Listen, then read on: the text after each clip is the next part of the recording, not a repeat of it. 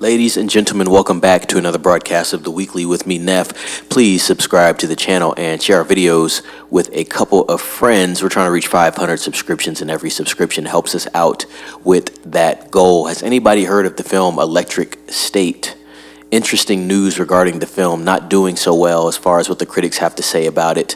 Let's read into it. This one from comicbookmovie.com and also directed by the Russo brothers. Let's read into it, ladies and gentlemen. The Electric State's Rotten Tomatoes score revealed as critics tear into Russo brothers' disappointing movie. The reviews are in for the Russo brothers' new Netflix movie, The Electric State, and it's not a good start. In fact, it's landed the worst Rotten Tomatoes of their career behind You, Me, and Dupree at a 20%. Following the release of Avengers Endgame in 2019, the Russo brothers left the MCU to focus on their own production company, HBO. Unfortunately, outside of Extraction, the content they've produced hasn't been particularly well received, and Extraction is a good series. If I was the Russo brothers, I would hurry up with the Marvel stuff that you need to take care of. Obviously, Doomsday, huge project. Secret Wars, huge project. And then maybe in between work on Extraction 3. I do think that is a film that is going to do a lot for them, and it is a standout in their catalog. Cherry and the Gray Man received largely negative reviews, while Citadel, an Amazon TV series meant to take over the world with regional spinoffs, largely fell flat. Can The Electric State, which is another streaming exclusive for Netflix, turn things around? Based on the first wave of reviews, no. In fact, the movie is taking a mauling from critics and currently sits at a lowly 18% on Rotten Tomatoes.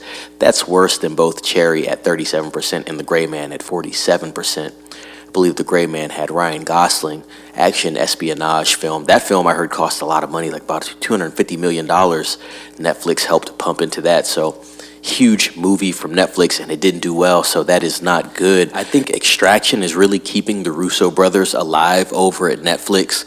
That is a hit, but they've had 2 and now 3 movies that have not done well. I've also seen other reports that now sitting at Rotten Tomatoes, it is at a 10%.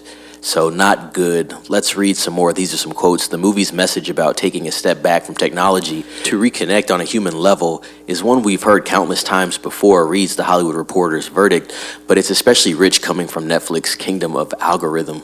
Variety describes The Electric State as a bland Millie Bobby Brown vehicle and argues that the filmmakers have diluted the source material, showing a clear lack of interest in making their creation just as haunting, searing, and satisfying as the original product. The Guardian states, "There's no soul, no originality, just a great big multicolor wedge of digital content." The Independent was similarly unimpressed by a movie they argue is both punishingly obvious and completely incoherent. Metro had little positives to share. Netflix's The Electric State is the streamer's most expensive original movie to date, but sadly it doesn't show much value for money, as the Millie Bobby Brown flick is far from its best. The site's critic writes. IndieWire's D- review wraps up by stating, despite all of the clout and capital at their disposal, the Russo brothers can think of nothing better to do than stick our faces in an ocean of piss. That is a good one. That's a real good review there. The Telegraph's review is positive. It's hailed as a Spielbergian treat, but Digital Spy echoes other outlets by explaining The Electric State is indicative of too many blockbuster offerings from the streaming service that do just enough to get you to watch, but are rarely good enough to be memorable at all. This won't be what fans want to hear ahead of Joe and Anthony's MCU return to helm Avengers Doomsday and Avengers Secret Wars.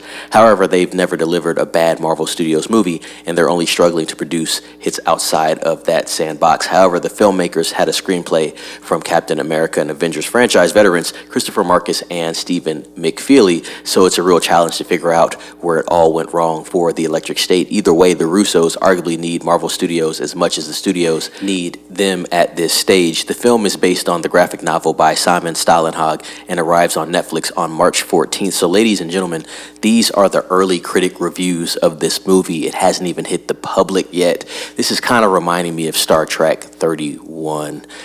Not looking good. Hopefully we'll see if it gets the eyeballs. That's the thing that Netflix is worried about. They're not necessarily worried about the rating on Rotten Tomatoes, IMDb, and other I guess you want to say sources for reviews and people having these discussions about the film's quality. They want to get eyeballs. I do think if Netflix can get the eyeballs, they're not going to care what the film does from a standpoint of a grade or an average. as far as these platforms want to state how the film is with quality. Now, to get the eyeballs, here's the caveat. To get the eyeballs, the film needs to be good, and you need to have word of mouth to have it continue through its cycle of success on the streaming platform. So that is going to be intricate, and it's going to be very important. I will say that the early critics' reviews bombing this film is not a good thing. You definitely want to have hype and word of mouth leading into the release of the film. This film is going to be releasing in 5 days, so it's going to be interesting to see what the general public and audience thinks about this film overall.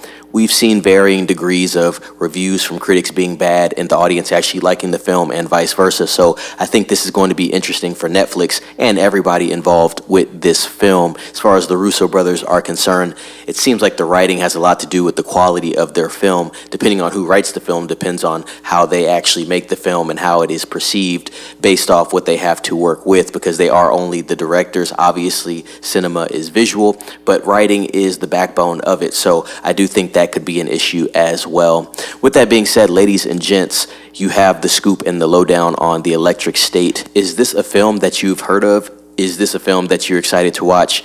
I believe Chris Pratt is starring in it along with Millie Bobby Brown, so definitely going to be interesting there. With that being said, ladies and gents, please comment down below. Definitely want to get a conversation going about The Electric State. If you'd like to have that conversation, share this video with some friends. Also, subscribe to the channel if you haven't. Ring the bell for notifications, and let some friends know to subscribe and ring the bell as well. Trying to grow the community as quickly as possible. We're trying to make it a strong community. With that being said, ladies and gents, be safe. It's Neff signing off.